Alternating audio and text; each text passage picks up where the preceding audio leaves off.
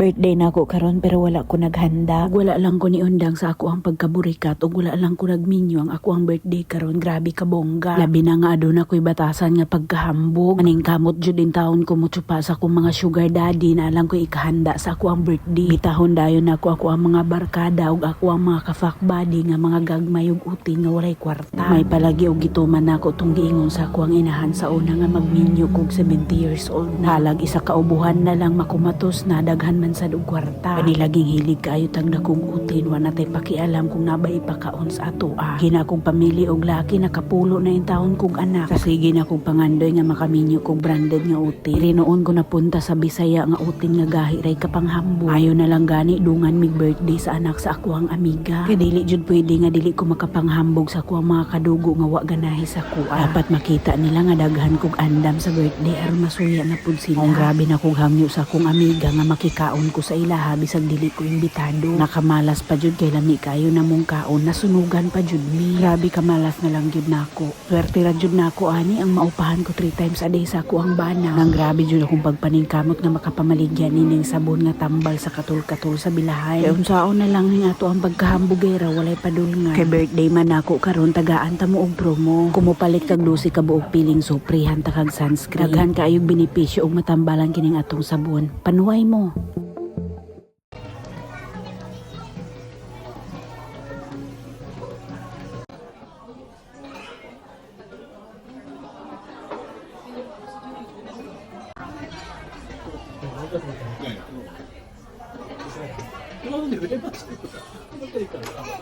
You know what today is?